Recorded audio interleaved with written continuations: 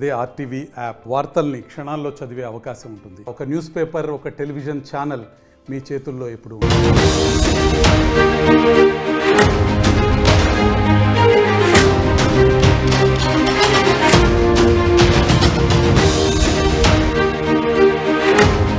దేశంలో భార్యల వేధింపులతో భర్తల ఆత్మహత్యలు పెరుగుతున్నాయి.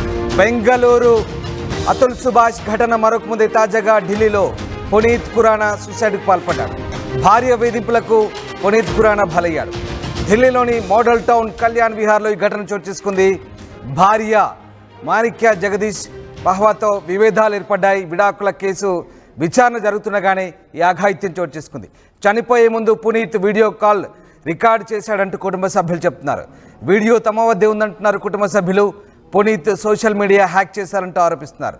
విడాకులు తీసుకున్నా కూడా వ్యాపారంలో భాగం ఇవ్వాల్సిందనంటూ భార్య అత్తింటి వేధింపులు భరించలేకే పునీత్ ఆత్మహత్య చేసుకున్నట్టుగా చెప్తున్నారు. ఇక తనకు రావాల్సిన మొత్తం చెల్లించాల్సిందంటూ పునీత్ను తన భార్య వేధింపులకు గురి చేస్తుందనే ఆరోపణలు వస్తున్నాయి. దీంతో మనస్తాపానికి గురై ఇంట్లోనే పునీత్ ఖురానా ఉరివేసుకున్నట్టుగా తెలుస్తుంది. చివరిగా ఫోన్లో తన భార్యతో మాట్లాడారు. 16 నిమిషాల కాల్ రికార్డును కూడా పోలీసులు గుర్తించారు.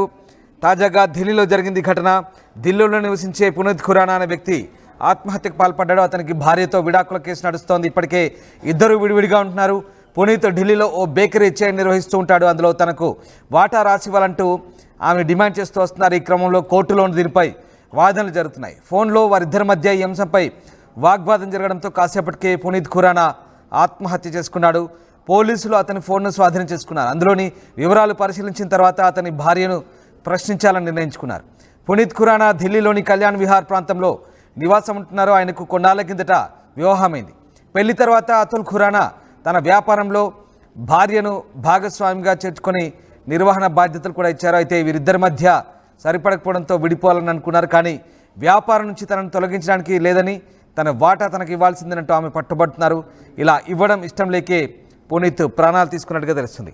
వివాహ వేధింపులు, విడాకుల చట్టాలు, మనోవర్తి ఇలా అన్నీ ఆడవాళ్లకు అనుకూలంగా ఉండడంతో మగవాళ్ళు నలిగిపోతున్నారన్న విమర్శలు వస్తున్నాయి. వరకట్న కేసులు పెట్టగానే భర్తను వారి కుటుంబానికి కూడా జైలుకు పంపుతున్నారు. ఇలాంటి వాటికి బాధితులైన మగవారు న్యాయపరంగా తేల్చుకోలేక ఆత్మహత్యలు చేసుకుంటున్నారు ఇటీవలి కాలంలో. దీనిపై దేశంలో ఇప్పుడు విస్తృత చర్చ జరుగుతోంది. బెంగళూరు అతుల్ సుభాష్ ఘటన మరొక ముందే తాజాగా ఢిల్లీలో పునీత్ ఖురానా ఘటన మరొకసారి ఈ చర్చకు దారితీస్తోంది. పునీత్ ఖురానా కళ్యాణ్ విహార్లోని ప్రాంతంలోని మోడల్ టౌన్లో తన ఇంట్లో ఉరివేసుకొని బలవన్మరణానికి పాల్పడ్డాడు. 2016లో వివాహం చేసుకున్న ఖురానా తన భార్య తీరుతో విసిగిపోయినట్లుగా ఆయన కుటుంబ సభ్యులు చెప్తున్నారు. ఇక ఈ ఘటనకు సంబంధించి పునీత్ ఖురానా కుటుంబ సభ్యులు స్పందించారు. ఒకసారి చూద్దాం. भाई ने सुसाइड कर ली है और उसको उसकी वाइफ मनिका जगदीश पावा, उसके फादर जगदीश पावा, माँ नीरू पावा, बहन कनिका पावा, इन्होंने मेरे भाई को मेंटली बहुत बहुत प्रेशर दिया, हरास किया, इस कदर मजबूर किया उसको बोल बोल के कि तू तो धमकी देता, मर के दिखा, वो उसने कर दिया. तो मेरी आप लोगों से बस एक ही विनती है कि एक जस्टिस मिले, हमें जस्टिस मिले. कब और जो कल्परेट है उनको सजा मिले. भाई ने सुसाइड कर ली है और उसको उसकी वाइफ मनिका जगदीश पावा, उसके फादर जगदीश पावा, माँ नीरू पावा, बहन कनिका पावा, इन्होंने मेरे भाई को मेंटली बहुत बहुत प्रेशर दिया, हरास किया, इस कदर मजबूर किया उसको बोल बोल के कि तू तो धमकी देता, मर के दिखा, वो उसने कर दिया. तो मेरी आप लोगों से बस एक ही विनती है कि एक जस्टिस मिले, हमें जस्टिस मिले. कब और जो कल्परेट है उनको सजा मिले. भाई ने सुसाइड कर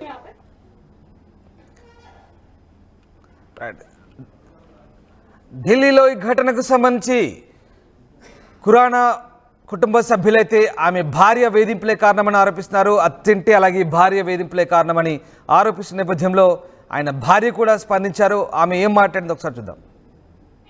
सेकंड मोशन थोड़े दिनों में होना था पर वो लड़की मुकर गई है कि मैं सेकंड मोशन तब तक साइन नहीं करूंगी जब तक मेरी शर्तें नहीं मानी जाएंगी. उसने 5 शर्तें लिख के भेजी हैं, व्हाट्सएप करी है हमें सबूत के तौर पे, जो लिखी हुई है कि ये हर महीने मुझे 70,000 रुपये देगा, जबकि ये फर्स्ट मोशन में उसने कहीं पे भी नहीं लिखा है. जो चीजें पहले डिसाइड हो चुकी हैं वो अपनी बातों से मुकर रहे थे. ठीक है ना। और दूसरा ये माफीनामा दे रिटर्न डॉक्यूमेंट में कि इसने मेरे बाप के साथ गलत बोला या कुछ भी, जबकि वो ऐसा नहीं था बिल्कुल भी। देखो जब आप किसी को कुछ कहोगे तो थोड़ा तो कोई कुछ बोलेगा ना। बहुत ज्यादा हरासमेंट कर रखा था, 5 शर्तें हमारे पास उसकी लिखी हुई हैं, ठीक है ना, कि मेरे वकील की भी फीस ये देगा और अपने वकील की भी फीस देगा। मतलब वो इतने गए गुजरे थे, इतने तुच्छे थे कि उनके पास इतना पैसा भी नहीं, वो अपनी वकील की भी फीस है। हैंगिंग से पहले रात को बात हुई है? रात को बात हुई है, रात को बहुत लड़ाई करी है उसने इससे, बहुत गालियां दी हैं, जो हमारे पास वीडियो रिकॉर्डिंग है, जो हमें उसने ऑडियो रिकॉर्डिंग है सॉरी, और उसने बहुत गालियां दी हैं, काफी गलत बोला है। और बता रहे हैं वॉइस रिकॉर्डिंग उसने खुद ही भेजी है? हाँ जी, उसने खुद ही भेजी है कि देखो जी तुम्हारे लड़के ने ऐसे मुझे फोन किया, नॉर्मल बात हुई है।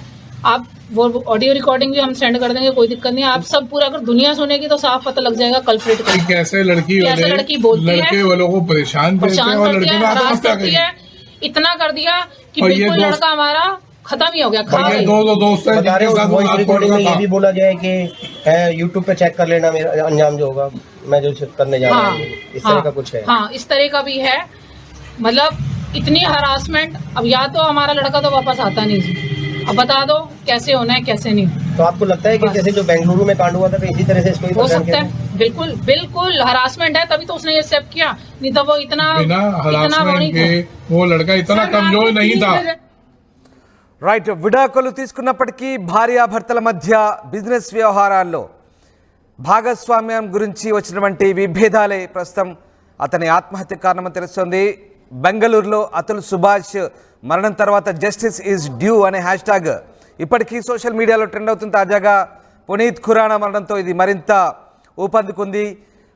భార్యల బాధితులు దేశంలో పెరుగుతున్నారంటూ సోషల్ మీడియాలో విస్తృత చర్చ సాగుతోంది. రైట్, మా కరెస్పాండెంట్ గోపి జైన్ అవుతున్నారు. గోపి, అతుల్ సుభాష్ బెంగళూరు ఘటన మరొక ముందే తాజాగా ఢిల్లీలో మరొక భార్యా బాధితుడు బలవన్మరణానికి పాల్పడ్డ ఘటన ఇప్పుడు దేశవ్యాప్త చర్చకు దారితీస్తోంది. అసలు ఏం జరిగింది? రామ్దాస్ 498A మిస్యూజ్ అవుతుంది అంటూ కూడా గత కొద్ది కాలంగా కోర్టులు కూడా చెప్తూ ఉన్నాయి. అయితే తాజాగా ఢిల్లీలో జరిగిన ఘటన మరొకసారి ఈ యొక్క భార్య వేధింపులకు సంబంధించిన ఘటన అని చెప్పుకోవచ్చు. ఎందుకంటే విడాకులు తీసుకున్న తర్వాత కూడా తనకు రావాల్సిన డబ్బులు మొత్తంగా ఇవ్వాలంటూ కూడా ఆయనను వేధించడము, ఈ సందర్భంగా ఆయన పలుమార్లు కూడా డబ్బులకు సంబంధించిన అంశంలో తను విడాకులు తీసుకున్న భార్యకు కూడా అనేక మార్లు నచ్చజెప్పే ప్రయత్నం చేశాడు. డబ్బులు వచ్చిన తర్వాత ఖచ్చితంగా ఇస్తాను, ఇలా ఇదే విధంగా వేధింపులకు గురి చేస్తే కనుక నేను ఆత్మహత్య చేసుకుంటానంటూ కూడా గతంలో కూడా ఆయన అనేక సార్లు చెప్పిన పరిస్థితి ఉంది. అయితే ఏది ఏమైనా డబ్బులు ఇవ్వాల్సిందే అంటూ కూడా భార్య వేధింపులు ఇంకా తగ్గకపోవడంతో ఆయన ఒకసారిగా ఆత్మహత్యకు పాల్పడడం జరిగింది. భార్య మాణిక్ జగదీష్ తో విభేదాలు, అదే విధంగా విడాకుల కేసు విచారణ జరుగుతుండగానే ప్రస్తుతం ఆయన ఆత్మహత్య చేసుకోవడం మరొకసారి సంచలనంగా మారిందని చెప్పుకోవచ్చు. బెంగళూరు ఘటన తర్వాత ఢిల్లీ దేశ రాజధానిలో ఈ ఘటనతోటి మరొక మారు 498A మిస్యూజ్ కు సంబంధించి మరొక మారు దేశవ్యాప్తంగా చర్చ అయితే కొనసాగుతుంది. అయితే మాణిక్ పునీత్ను గత కొద్ది కాలంగా వేధింపులకు గురి చేస్తుంది. దీంతో ఆయన మనస్తాపానికి గురై ఇంట్లోనే ఉరి వేసుకున్నాడు. అయితే చివరిగా తన భార్యతో 16 నిమిషాల కాల్ రికార్డును కూడా పోలీసులు గుర్తించారు. ఆమెతో మాట్లాడినట్టు, ఆమె ఇతో ఏం మాట్లాడాడు, ఎటువంటి భావోద్వేగానికి గురై ఆయన ఆత్మహత్యకు పాల్పడ్డాడు అన్న దానిపైన ప్రస్తుతం ఇంకా పోలీసులు ఎటువంటి సమాచారం ఇవ్వట్లేదు. కేసు దర్యాప్తు అయితే కొనసాగుతుంది. ఇదేమైనా దేశవ్యాప్తంగా మరొక మారు 498కి సంబంధించిన అంశం తెరపైకి వచ్చింది. భార్య భర్తలు మనస్పర్ధలతోటి ఒకరికొకరు దూరంగా విడిపోయే ప్రక్రియ కావచ్చు, లేదా కొంత అయితే 498A సెక్షన్ ని పెట్టడం యొక్క ముఖ్య ఉద్దేశాన్ని మాత్రం ప్రస్తుతం మిస్యూజ్ అవుతుందనేదే దేశవ్యాప్తంగా అయితే చర్చ జరుగుతుంది. ఆడవాళ్లకు కొంత రక్షణ కల్పించాలి, అత్తవారింట్లో వేధింపులు తగ్గాలన్న సదుద్దేశంతో చేసిన ఈ 498A సెక్షన్ ప్రస్తుతం మిస్యూజ్ అవుతుంది. భర్తలను విడాకులు కోరుకున్నప్పటికీ ఇద్దరు మ్యూచువల్ కన్సర్న్స్ లో విడాకులు కోరుకుంటున్నారు. భార్య భర్త ఇద్దరు ఉద్యోగం చేస్తున్న మనోవర్తి అడగడము, అదేవిధంగా అతన్ని ఇప్పుడు ప్రస్తుతం ఈ కేసులో గనక అతన్ని బిజినెస్ లో కూడా భాగస్వామ్యం ఇవ్వాల్సిందే అంటూ కూడా ఆమె పట్టుబడడం జరిగింది.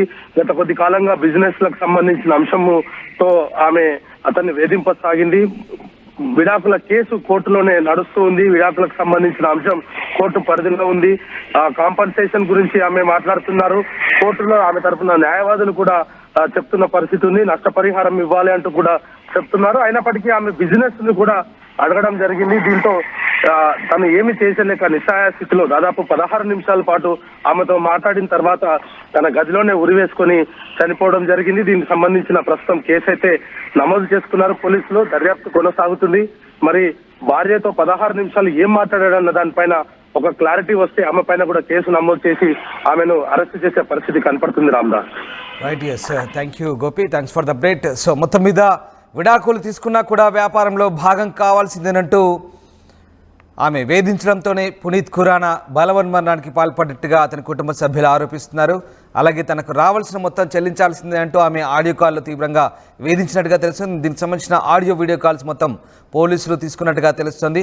ప్రస్తుతానికి ఇక వ్యక్తిగత విచారణ అలాగే కొన్ని చట్టాలకు సంబంధించిన సవరణ జరగాలంటూ దేశవ్యాప్తంగా చర్చ జరుగుతోంది. మొత్తం మీద భార్య బాధితుడిగా మరొక వ్యక్తి మిగిలిపోయాడు. ఢిల్లీలో పునీత్ ఖురానా అనే వ్యక్తి బెంగళూరు ఘటన మరొక ముందే తాజాగా బలవన్మరణానికి పాల్పడడంతో మరొకసారి కొత్త చర్చకు దారితీస్తోంది. उसके माँ बाप तक बात आ गई कि अगर तूने हमें इस तरह के पैसे नहीं दिए या हमें ये पैसे नहीं पहुँचाए तो हम तेरे माँ बाप को भी सड़क पे ला देंगे। उस प्रेशर में आके उसने हमें फ़ोन किया कि मुझे बताओ मैं क्या करूँ, मेरे पास कोई चारा नहीं समझ आ रहा मेरे को। तो रात को हमारे साथ रात के 2 बजे तक हमारे साथ था। कब आए थे? क्या समझाया उसको? हमने उसको यही समझाया कि तू धीरज से काम ले, कोई ऐसी बात नहीं है, जस्टिस है, मतलब पुलिस है, यहाँ सब कुछ वो कानून है, सब तेरा साथ देगी। जब तू गलत नहीं है तो तू क्यों डर रहा है इतना? बट वो अपने माँ बाप को लेके बहुत चिंतित था। वो अपने आप सब कुछ मैनेज कर रहा था 4 सालों से। अब वो प्रेशर में इसलिए आया कि उसके माँ बाप को धमकी दी जा रही थी, उनको ही बोला था सड़क पे लाके खड़ा कर देंगे।